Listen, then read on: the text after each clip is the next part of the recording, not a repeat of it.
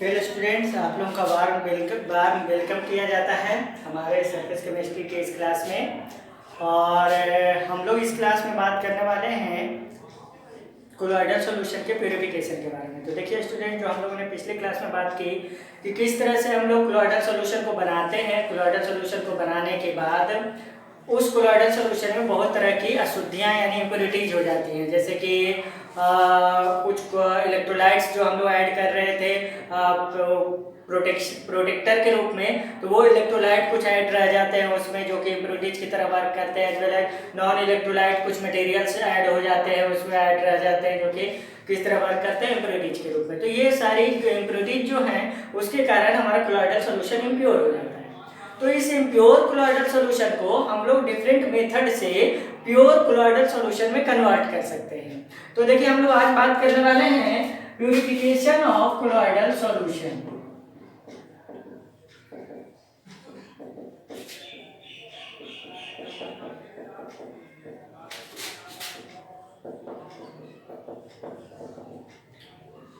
चलिए स्टूडेंट, तो आज हम लोग किसके बारे में बात करेंगे? प्यूरिफिकेशन ऑफ कोलॉइडल सॉल्यूशन के बारे में, कि कोलॉइडल सॉल्यूशन को हम लोग कैसे प्योर कर सकते हैं। और उसमें सबसे पहला मेथड आता है हमारे पास स्टूडेंट डायलाइसिस।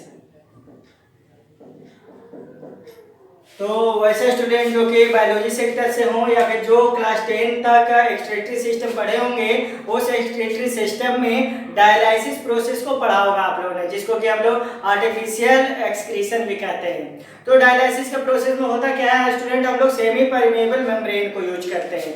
ये सेमी परमेबल मेम्ब्रेन क्या है? तो लिविंग ऑर्गेनिज्म का जो सेल मेम्ब्रेन होता है वो सेमी परमेबल मेम्ब्रेन की तरह वर्क करता है। जैसे फॉर एग्जांपल पर्चमेंट पेपर एक होता है जिसको भी कहते हैं हम लोग skin of the living organisms. तो लिविंग ऑर्गेनिजम्स का जो स्किन होता है स्टूडेंट वो सेमी परमेबल मेम्ब्रेन की तरह वर्क करता है। सेमी परमेबल मेम्ब्रेन का मतलब होता है स्टूडेंट कि कुछ मटेरियल्स को वो खुद से होकर पास होने देता है और कुछ मटेरियल को वो खुद से होकर पास नहीं होने देता। और इसी प्रॉपर्टीज का हम लोग फायदा उठाएंगे सेमी परमेबल मेम्ब्रेन के, और उस प्रॉपर्टीज के आधार पे हम अपने कोलॉइडल सॉल्यूशन को इम्प्योर कंडीशन से प्योर कंडीशन में ले जाएंगे। कैसे? यहाँ पे ध्यान दीजिए। देखिए, हमने एक कंटेनर लिया है। इस कंटेनर में हमने क्या किया है कि एक पर्चमेंट पेपर लिया है, यानी कि skin of the living organism. इसको हम लोग क्या कहेंगे स्टूडेंट? पर्चमेंट बैग कह सकते हैं आप इसको। इसको क्या कहेंगे हम लोग? Parchment bag. ये हो गया आपका क्या स्टूडेंट? Parchment bag. इसको हम लोग कहेंगे पर्चमेंट बैग। और ये कैसा होता है स्टूडेंट? Semi permeable membrane. तो ये पर्चमेंट बैग हो गया जो कि इस तरह का नेचर का होता है, सेमी परमेबल नेचर का होता है। और इस बैग के अंदर स्टूडेंट हम लोग क्या लेंगे? हम लोग अपने इम्प्योर कोलॉइडल सॉल्यूशन को लेंगे। देखिए स्टूडेंट, ये हमारा क्या हो गया? तो यहाँ पे लिखेंगे इम्प्योर कोलॉइडल सॉल्यूशन। तो ये हो गया स्टूडेंट क्या हमारा इम्प्योर कोलॉइडल सॉल्यूशन को हमने किस में लिया? पर्चमेंट बैग में लिया जो कि सेमी परमेबल मेम्ब्रेन का होता है। और इस कंटेनर के अंदर हम लोग क्या करते हैं? वाटर इन करते हैं, वाटर फिल करते हैं। तो ये कंटेनर के अंदर हम लोग क्या कर रहे हैं स्टूडेंट? वाटर फिल कर रहे हैं। ये वाटर फिल हो गया और यहां से वाटर इन करेंगे। यहाँ पे ध्यान दीजिए, ये हमारा क्या हो गया? Water in. इसको ऐसे लिख देते हैं क्या? यहाँ पे हम लोग लिखेंगे water in, pure water. Pure water को यहाँ से इन कीजिए स्टूडेंट, और यहां से इम्प्योर वाटर को आउट कीजिए। Out impure water. चलिए, तो प्योर वाटर को यहाँ से इन करेंगे, इम्प्योर वाटर को यहाँ से आउट करेंगे। तो देखिए होगा क्या? ये जो पार्चमेंट बैग लिए हैं उसमें आपने कोलॉइडल सॉल्यूशन लिया है जो किस कंडीशन में, इम्प्योर कंडीशन में। तो इम्प्योर कोलॉइडल सॉल्यूशन में प्रेजेंट जो इम्प्योरिटीज हैं वो क्या होते हैं कि इस वाटर में डिजॉल्व हो जाते हैं, मतलब इससे पास आउट हो जाएंगे और पास आउट होके इससे इसमें किसमें डिजॉल्व हो जाएंगे, वाटर में डिजॉल्व हो जाएंगे। और वाटर में जैसे जैसे डिजॉल्व हो जाएंगे तो वाटर बाहर यहाँ से निकलता रहेगा और इम्प्योर वाटर बाहर होता रहेगा, प्योर वाटर फीड इन करेगा, फिर इससे इम्प्योरिटी सॉल्यूशन वाटर में आएंगे, वो वाटर के थ्रू बाहर चले जाएंगे। और इस प्रक्रिया में होगा क्या स्टूडेंट कि हमारे पार्चमेंट पेपर के अंदर यानी कि ये जो हमारा सेमी परमेबल मेम्ब्रेन है वहां पे प्योर कोलॉइडल सॉल्यूशन प्रेजेंट रह जाएगा और इस प्रकार से हम लोग इम्प्योरिटीज को सॉर्ट आउट करेंगे और प्योर कोलॉइडल सॉल्यूशन ऑब्टेन करेंगे। इसी प्रक्रिया को हम लोग क्या कहते हैं स्टूडेंट, तो प्यूरिफिकेशन ऑफ कोलॉइडल सॉल्यूशन कहते हैं। तो चलिए क्या हो गया, डायलिसिस यहां पे लिखेंगे in this process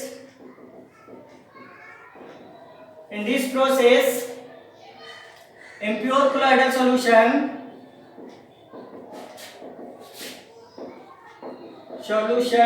taken in parchment bag which is semi permeable in nature,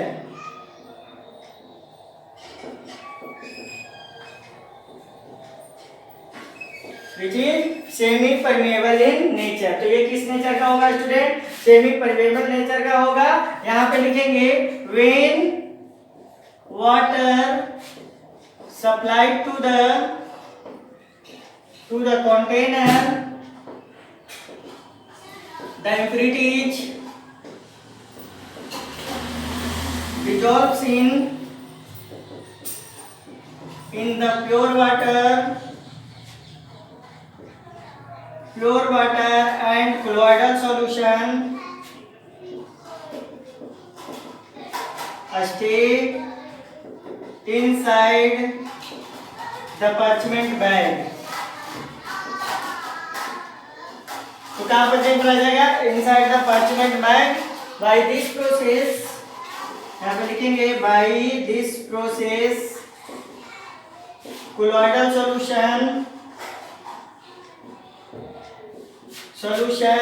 free from impurities।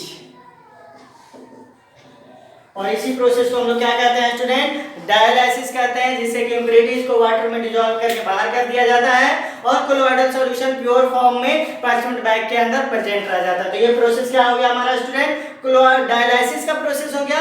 अब नेक्स्ट बात हम लोग करेंगे इलेक्ट्रोडायलिसिस के बारे में। तो चलिए आप लोग तब तक नोट कीजिए dialysis, then after we will discuss about the electrodialysis.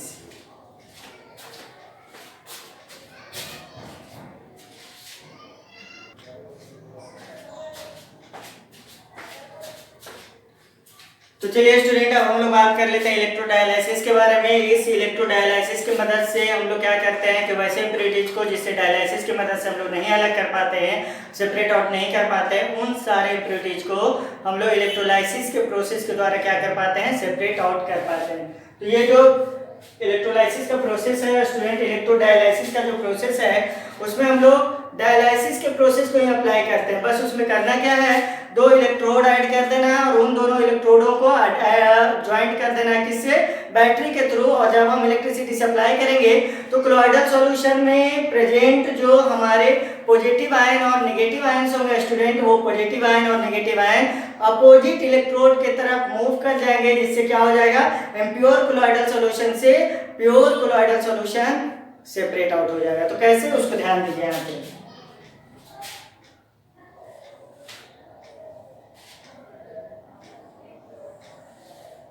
देखिए एक कंटेनर लीजिए, इस कंटेनर के दोनों तरफ आप सेमी परमेबल मेम्ब्रेन लगा दीजिए। ये दोनों तरफ लग गया आपका क्या, SPM, सेमी परमेबल मेम्ब्रेन। इधर भी सेमी परमेबल मेम्ब्रेन लग गया और इधर भी क्या लग गया आपका, सेमी परमेबल मेम्ब्रेन। तो दोनों तरफ क्या लग गया स्टूडेंट, आपका एसपीएम यानी सेमी परमेबल मेम्ब्रेन लग गया।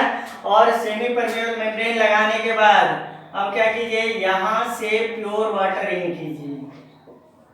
प्योर वाटर यहाँ से इन करना है, यहाँ से भी आपको क्या करना है, तो प्योर वाटर ही इन करना है। दोनों जगह से प्योर वाटर इन कीजिए और यहाँ से इम्प्योर वाटर आउट कीजिए। और यहाँ से भी आप क्या कर लीजिए, आउट कर लीजिए इम्प्योर वाटर।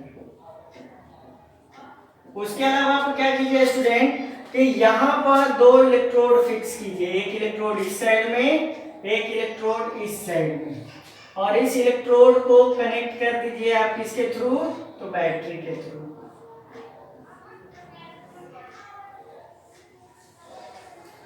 ये कनेक्ट हो गया किसके थ्रू स्टूडेंट, तो बैटरी के थ्रू। ये हो गया आपका क्या, पॉजिटिव टर्मिनल, ये हो गया नेगेटिव टर्मिनल। तो ये आपका एनोड हो जाएगा स्टूडेंट, और ये आपका क्या हो जाएगा, तो कैथोड हो जाएगा। ये हो जाएगा पॉजिटिव और ये हो जाएगा नेगेटिव। ये पॉजिटिव टर्मिनल और ये क्या हो जाएगा, नेगेटिव टर्मिनल। और बीच में आप इम्प्योर कोलॉइडल सॉल्यूशन को फेल कीजिए।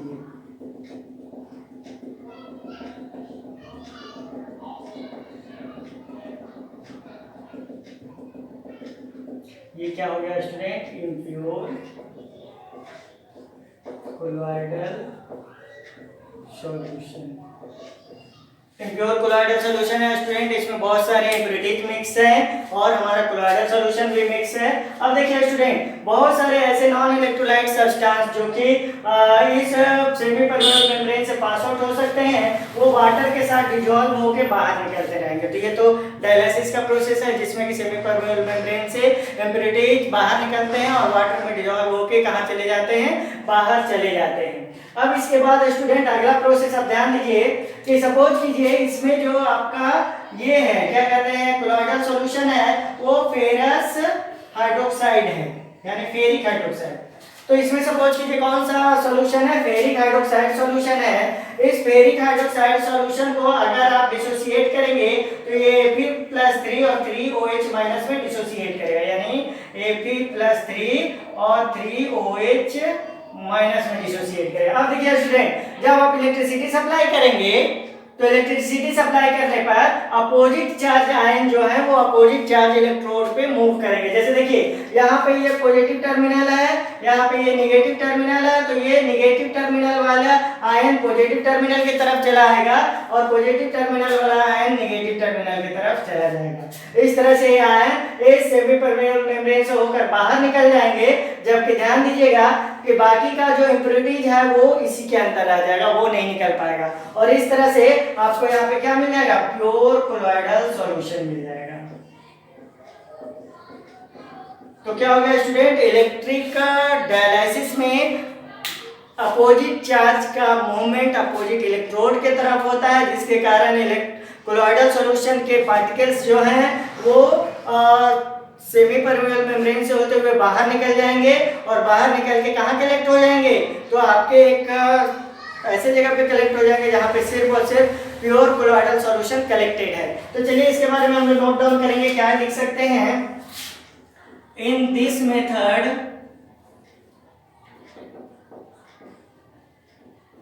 तो क्या लिखेंगे, in this method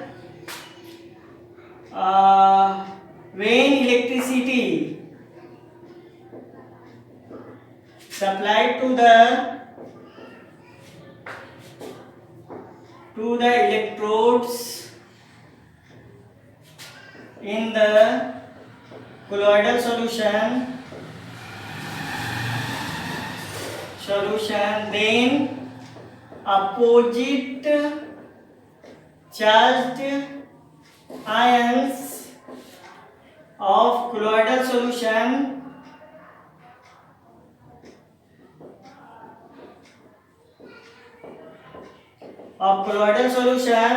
move to the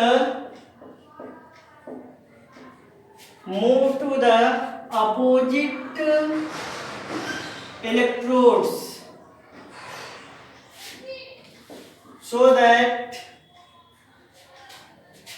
pure colloidal solution,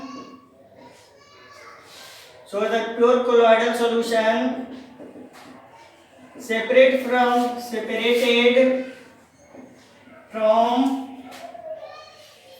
pure so that pure colloidal solution separated from impure colloidal solution.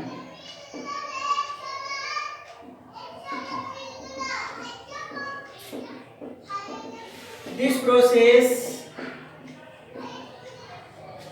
are called electrodialysis. तो ये इलेक्ट्रोडायलाइसिस का प्रोसेस है जिसमें क्या होता है स्टूडेंट कि कोलोइडल सॉल्यूशन ही इलेक्ट्रोड की तरफ मूव कर जाते हैं, जिससे colloidal solution impure colloidal solution से pure colloidal solution separate out हो जाता है। तो स्टूडेंट इसको आप नोट डाउन करेंगे इलेक्ट्रोडायलाइसिस के बारे में। Next purification method ultra filtration के बारे में हम बात करते हैं।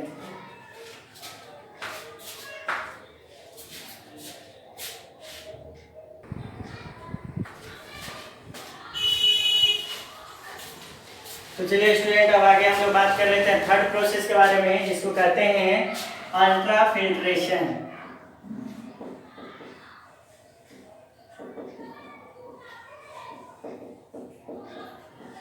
देखिए स्टूडेंट ध्यान दीजिएगा कि जब इलेक्ट्रोडायलाइसिस का प्रोसेस हम लोग अप्लाई करते हैं तो उस प्रोसेस में सिर्फ और सिर्फ इलेक्ट्रोलाइटिक जो हमारे इम्प्योरिटीज होते हैं उसी को सेपरेट आउट कर सकते हैं। जबकि जब हम लोग बात करते हैं अल्ट्रा फिल्ट्रेशन की तो इस मेथड से हम लोग इलेक्ट्रोलाइटिक और नॉन इलेक्ट्रोलाइटिक दोनों तरह के इम्प्योरिटीज को हम लोग क्या कर पाते हैं, सेपरेट आउट कर पाते हैं। तो प्रश्न यहाँ पे ये उठता है कि इन दोनों तरह के इम्प्योरिटीज को हम लोग कैसे सेपरेट आउट कर पाते हैं, उसके बारे में बात करते हैं। तो एक्चुअली में देखिए होता क्या है कि हम एक फिल्टर पेपर का यूज करते हैं। देखिए ये फिल्टर पेपर आप सभी ने अपने क्लास में क्लास 9, 10, 11, 12 कभी भी फिल्टर पेपर को देखा होगा, व्हाइट इन कलर होता है। इसके पोर का साइज ऑफ पोर जो होता है वो करीब करीब 10⁻⁴ सेंटीमीटर या 1 माइक्रोमीटर के बराबर होता है। अब 10⁻⁴ सेंटीमीटर होने की वजह से जब आप इससे कोलोइडल सॉल्यूशन को इम्प्योर कोलोइडल सॉल्यूशन को जब सेपरेट आउट करने की कोशिश करेंगे, छानने की फिल्टर करने की कोशिश करेंगे, तो होगा क्या कि सॉल्यूट पार्टिकल के साथ साथ आपका जो कोलोइडल सॉल्यूशन के पार्टिकल है वो भी इससे पास आउट हो जाते हैं।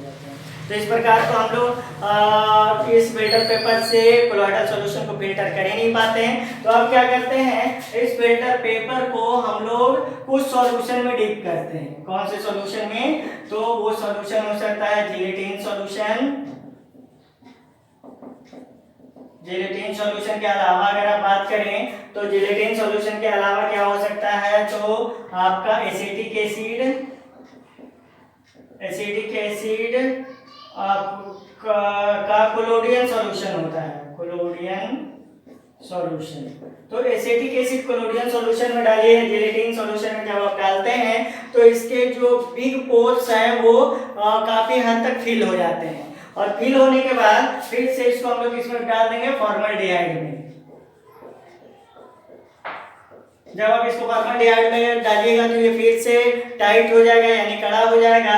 और अब इसके पोर्स का साइज आप लिखेंगे now the size of pore, now the size of pore is less than 10⁻⁻7 centimetre. तो करीब 10⁻⁷ सेंटीमीटर के आसपास इसका साइज हो जाता है छोटा। उससे क्या होता है कि जब आप इससे अब इम्प्योर कोलोइडल सॉल्यूशन को फिल्टर आउट करने की कोशिश करेंगे तो इम्प्योर कोलोइडल सॉल्यूशन को जैसे ही आप फिल्टर आउट करने की कोशिश करेंगे तो क्योंकि इसका साइज बहुत ही छोटा हो गया है तो इससे क्या होगा, कोलोइडल सॉल्यूशन के पार्टिकल तो पास आउट हो पाएंगे, बट इम्प्योर कोलोइडल सॉल्यूशन जैसे कि आप बात करें साइज ऑफ पार्टिकल अगर बड़ा है तो वो इससे पास आउट नहीं हो पाएगा, और इस तरह से आप कोलोइडल सॉल्यूशन को क्या कर पाएंगे, सेपरेट आउट कर पाएंगे। तो यहाँ पे हम लोग लिखते हैं कि यहाँ पे आप लिख दीजिए the pore size of filter paper is approx 1 micrometre. which enables to pass out both solute and colloidal particles. When this filter paper put into gelatin solution and then in formaldehyde, the pore size of filter paper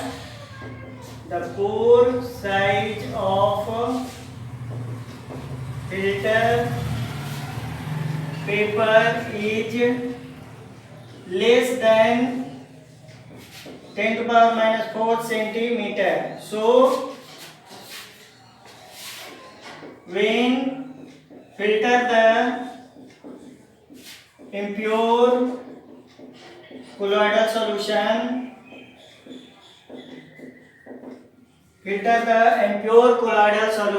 then only colloidal particle will pass out through this filter paper. So our impure colloidal solution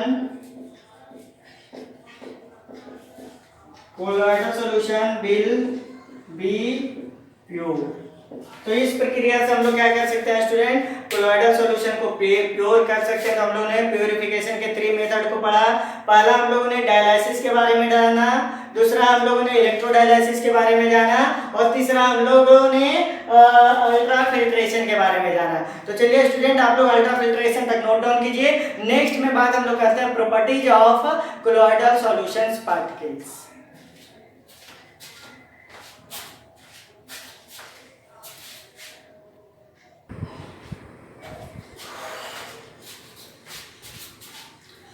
तो चलिए student अब हम लोग बात करते हैं general properties of colloidal solution के बारे में. और general properties of colloidal solution में सबसे पहले बात हम लोग कर लेते हैं किसके बारे में, तो ऑप्टिकल प्रॉपर्टीज. और ऑप्टिकल प्रॉपर्टीज में क्या बात करना है स्टूडेंट हम लोग को, तो टिंडल इफेक्ट. देखिए ये एक बहुत बड़ा प्रॉपर्टी है कोलॉइडल सॉल्यूशन के पार्टिकल का, टिंडल इफेक्ट, जिसको कहते हैं स्कैटरिंग ऑफ लाइट. आप लाइट जो चैप्टर पढ़े होंगे पहले पिछले क्लास में, छोटे क्लास में, वहाँ पे आपको बताया गया होगा कि लाइट पार्टिकल्स को जब हम लोग वन मीडियम से अनदर मीडियम में पास आउट करते हैं तो उसका क्या होता है, स्कैटरिंग होता है, मतलब फैल जाता है वो. इसी स्कैटरिंग ऑफ लाइट को टिंडल इफेक्ट कहते हैं. और टिंडल ने इस इफेक्ट को अप्रोक्सीमेटली 1869 में पाया. उन्होंने ये पाया कि जब लाइट एक मीडियम से दूसरे मीडियम में जाता है, मतलब डेंसर मीडियम से रेयर मीडियम में जब जाता है या फिर रेयर मीडियम से डेंसर मीडियम में जाता है, तो उसके लाइट का मतलब जो सनलाइट होता है उसका स्कैटरिंग हो जाता है. और इसी स्कैटरिंग ऑफ फेनोमेना को हम लोग क्या कहते हैं, टिंडल इफेक्ट कहते हैं. तो ये टिंडल इफेक्ट कोलॉइडल सॉल्यूशन में भी देखने को मिलता है. जब ट्रू सॉल्यूशन, जैसे देखिए एक आप ट्रू सॉल्यूशन अगर लेते हैं तो ट्रू सॉल्यूशन के रूप में आप क्या ले लीजिए, सपोज कीजिए NaCl सॉल्यूशन. NaCl सॉल्यूशन यानी सोडियम क्लोराइड को वाटर में डाल के सॉल्यूशन बनाते हैं. और जब आप इसको क्या करते हैं कि यहाँ से लाइट ऑफ टॉर्च यानी कि टॉर्च के लाइट को यहाँ से जब पास आउट करते हैं तो यहाँ पर आप एक स्क्रीन लगा लीजिए.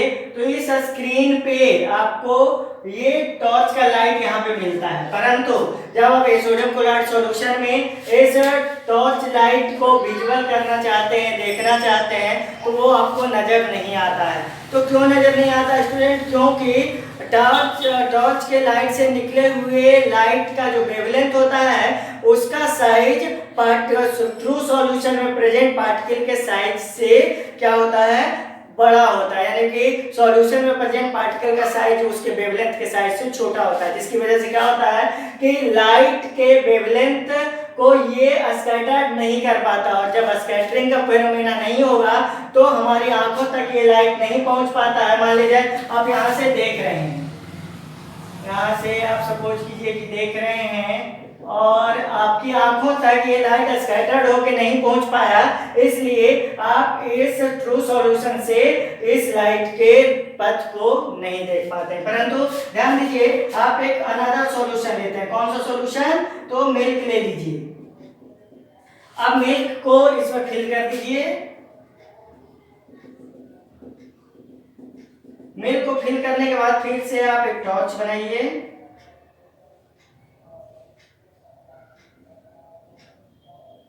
और इस टॉर्च की मदद से लाइट को पास आउट कीजिए और बीच में एक कॉन्वेक्स लेंस लगा दीजिए। ये कॉन्वेक्स लेंस क्या करेगा? इस लाइट को कन्वर्ज करेगा और कन्वर्ज करके ये लाइट रे यहाँ से ऐसे पास आउट होगी और पास आउट होके ये कुछ इस तरह से आपको स्क्रीन पे नजर आएगा। तो ये हो गया स्क्रीन स्टूडेंट। बट यहाँ पे जब आप अपने आंखों से इसे देखेंगे, सपोज कीजिए कि आप अपनी आंखों से इसे देख रहे हैं, तो क्या होगा कि ये लाइट रेज का यहाँ पे स्कैटरिंग हो जाता है और स्कैटरिंग होने के बाद ये लाइट रेज रिफ्लेक्ट होकर आपके आंखों तक पहुंच जाएगा और जब ये रिफ्लेक्ट होकर आपके आंखों तक पहुंच जाएगा तो आपको ये जो लाइट रेज है वो मिल्क में विजिबल हो जाएंगे, आपको दिखने लगेगा।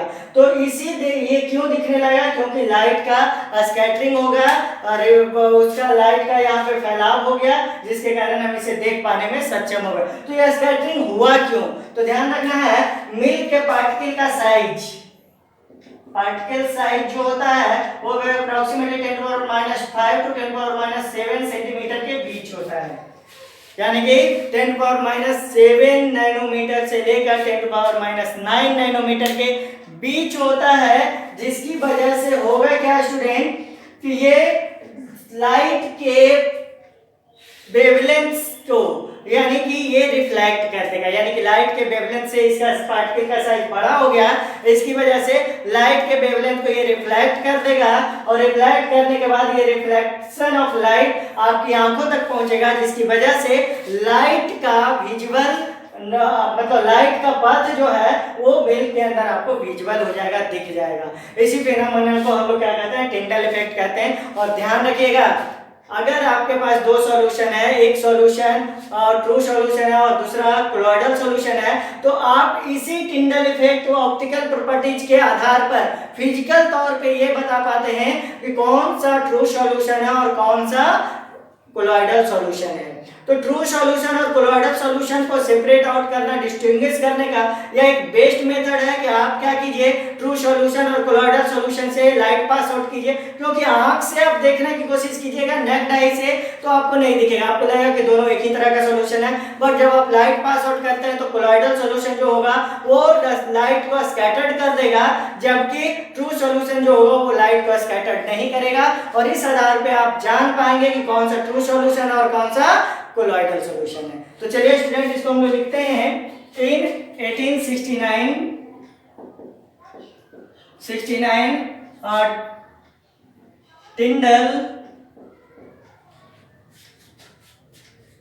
Tyndall passed the light through denser medium, rarer medium to denser medium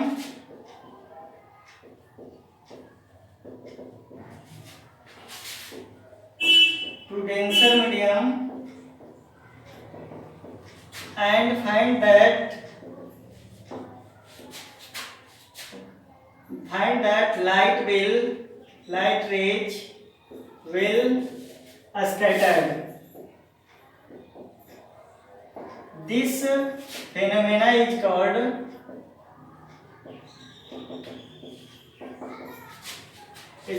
a scattering of light. This phenomena is called a scattering of light, and on या फिर ऐसे लिख सकते हैं कि by the name of Tyndall. This phenomena are called Tyndall effect. इस phenomena को क्या कहते हैं स्टूडेंट? टिंडल इफेक्ट कहते हैं। और the phenomena of Tyndall effect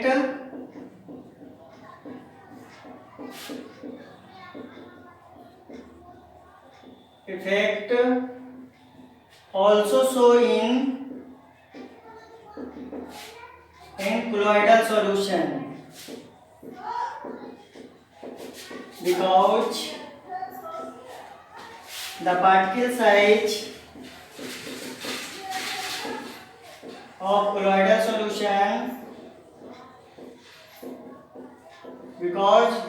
size of colloidal solution are greater than the wavelength of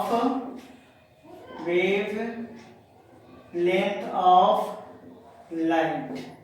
तो वेवलेंथ ऑफ लाइट से क्या हो गया? ग्रेटर देन हो गया। while true solution does not show Tyndall effect,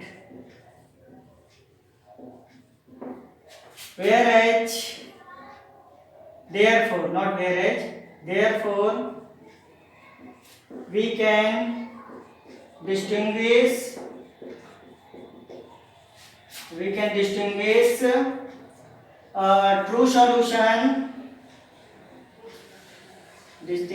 true solution and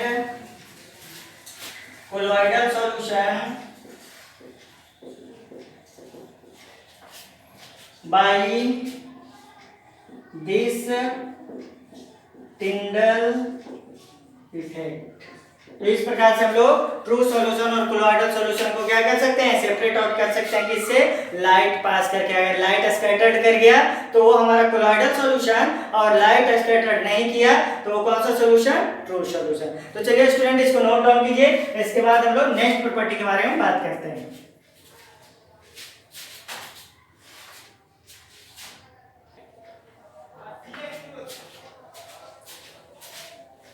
तो चलिए student अब हम लोग नेक्स्ट प्रॉपर्टीज के बारे में बात करेंगे, जिसको कि हम लोग ब्राउनियन मूवमेंट कहते हैं। इसका डिस्कवर रॉबर्ट ब्राउन ने किया था।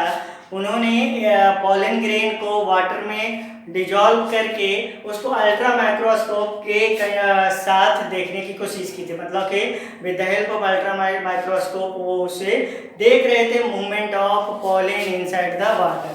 तो उनको क्या नजर आ रहा था स्टूडेंट? ध्यान दीजिएगा कि उन्होंने वाटर में जब पॉलन ग्रेन को डाला और डालने के बाद क्या नजर आ रहा था कि उनका जो पॉलन ग्रेन है वो किस करीब करीब इस तरह का जो मूवमेंट है वो शो कर रहा था। जो किस तरह का मूवमेंट था स्टूडेंट? एक जिगजैग मोशन। इस मोशन को कहते हैं जिगजैग मोशन।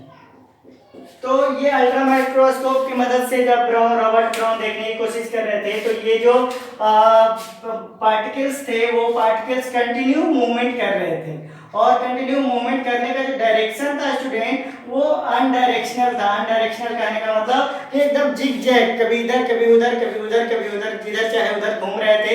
ऐसा हो क्यों रहा था स्टूडेंट? तो ये पार्टिकल जब यहाँ से मूव कर रहे थे तो किसी दूसरे पार्टिकल से टकरा जा रहे थे, और जब दूसरे पार्टिकल से टकरा जा रहे थे तो उससे कोलिजन के कारण ये इनका डायरेक्शन चेंज हो जा रहा था। तो इस तरह से ये रेगुलर पैटर्न में मूवमेंट करते हुए नजर आ रहे थे, इसलिए इस तरह के फिनोमेना को क्या नाम दे दिया गया कि वैसे पार्टिकल जो सॉल्यूशन में रेगुलरली जिगजैग मोशन में मूव करते रहते हैं, इस तरह के मूवमेंट को क्या नाम दे दिया गया? ब्राउनियन मूवमेंट दिया गया। तो इसका रिलेशन क्या है कोलॉइडल सॉल्यूशन के साथ स्टूडेंट? तो कोलॉइडल सॉल्यूशन के जो पार्टिकल है उसमें ये ब्राउनियन मूवमेंट देखने को मिलता है। कोलॉइडल सॉल्यूशन के पार्टिकल का साइज क्योंकि 1 नैनोमीटर से ज़्यादा बड़ा होता है, करीब करीब 1 नैनोमीटर के आसपास, यानी 10⁻⁵ से लेकर 10⁻⁷ सेंटीमीटर तक। तो होता क्या है कि ये पार्टिकल्स भी इसी तरह के जिगजैग मोशन को शो करते हैं। तो इसलिए हम ये कह सकते हैं कि the particle of colloidal solution, मतलब कि कोलॉइडल सॉल्यूशन का जो पार्टिकल है वो किस तरह का मोशन शो करेगा, ब्राउनियन मूवमेंट शो करता है। तो हम यहाँ पर लिखेंगे when Robert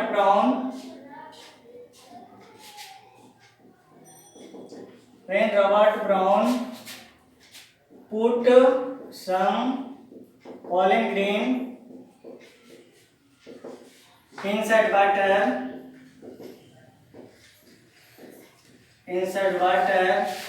and observed it by ultra microscope.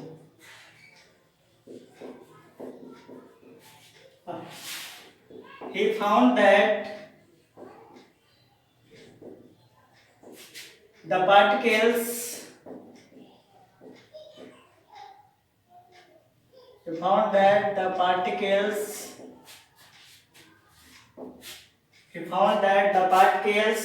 moves in zigzag motion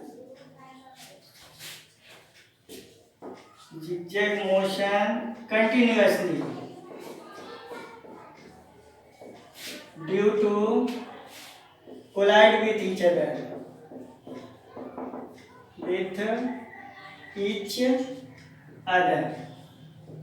This movement is called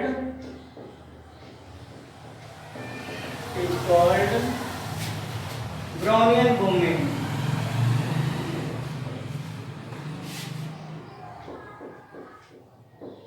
This movement is called Brownian movement.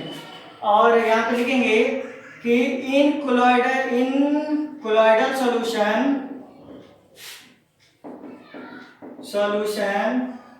particles also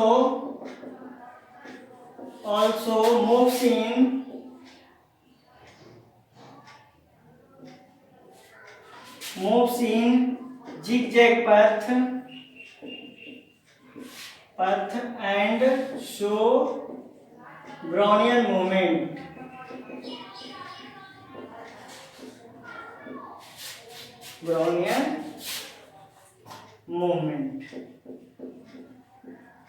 तो ये हो गया स्टूडेंट, क्या हो गया कि ब्राउनियन मूवमेंट कोलॉइडल सॉल्यूशन के पार्टिकल के द्वारा भी दिखाया जाता है।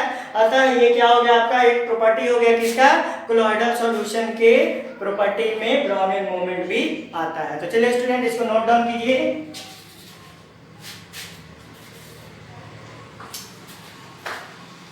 तो चलिए स्टूडेंट वीडियो काफी लंबा होते जा रहा है, इसलिए हम लोग क्या करते हैं यहीं तक इस प्रॉपर्टी को रोकते हैं। इसके आगे बहुत सारी प्रॉपर्टीज है, कुछ और प्रॉपर्टी के बारे में हम लोग बात करेंगे और उसके बाद हम लोग मेनली रूप से बात करेंगे चार्ज